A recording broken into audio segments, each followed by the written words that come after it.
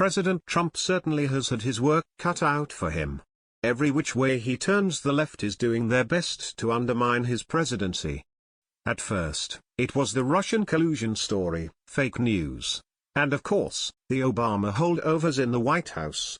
These holdovers are working hard behind the scenes to thwart Trump's presidency from being a success. This is what is referred to as the deep state, and it is not a conspiracy. Now, another treasonous scum has been revealed, and the Democrats are scrambling to explain this one. A Muslim spy was caught still working in the Trump administration, and she has a very interesting background. It appears that this particular Muslim spy is the one who brokered Obama's Iranian nuclear deal. The woman's name is Sahar Nowruzadeh, and she is an operative for the Iranian government. Nowruzadeh has gone unnoticed for some time, but not for long when conservatives took notice. You see, alarm bells began to sound after Hillary Clinton lost the election in November. Instead of this treasonous scum resigning her position in the White House, she decided to stay on. Sahar Nowruzadeh, the Iran director for former President Obama's National Security Council, NSC, has burrowed into the government under President Trump. She's now in charge of Iran and the Persian Gulf region on the policy planning staff at the State Department. To make matters worse, Nowruzadeh is a former employee of the National Iranian American Council, NIAC, a non-profit that is accused of being a lobbying group for the Iranian regime. NIAC's current president, Trita Parsi, has long held close relationships with top officials in the Tehran dictatorship. In February, a group of over 100 prominent Iranian dissidents called for Congress to investigate NIAC's ties to the Iranian regime. One of Nowruzadeh's primary duties under President Obama was to promote initiatives that pushed the Iran deal.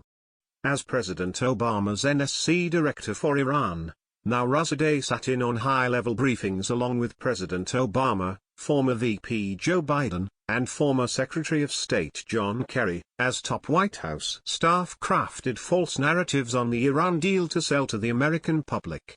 According to the head of a state-run Iranian newspaper, Nowruzadeh was an essential element to pushing through the Iran deal.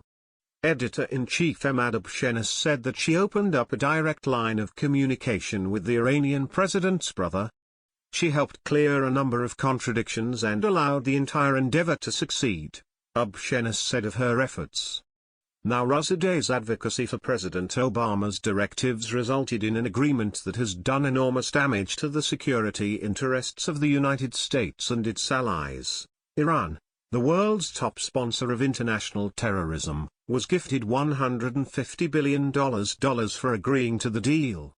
The deal will not restrict Iran from acquiring nuclear weapons.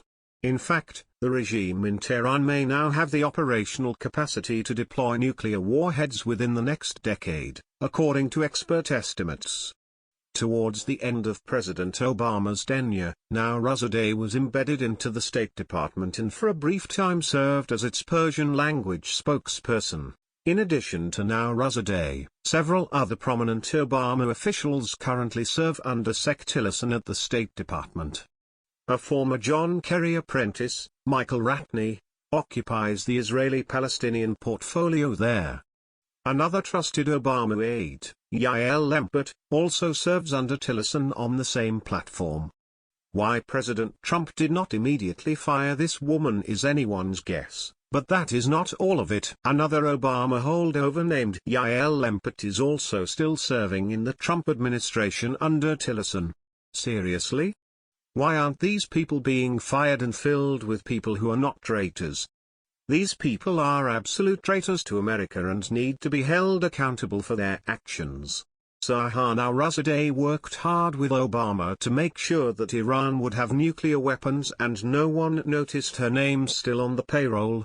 What is going on in the White House, guys? That would have been the first person voted off the island for me. But Nowruzadeh still had a job, and who knows what information she fed to our enemies. I am glad that President Trump was able to find this scum and fire her, but how many others are still there? What do you think about this? Do you think President Trump should fire everyone and just start over? Let us know in the comments below.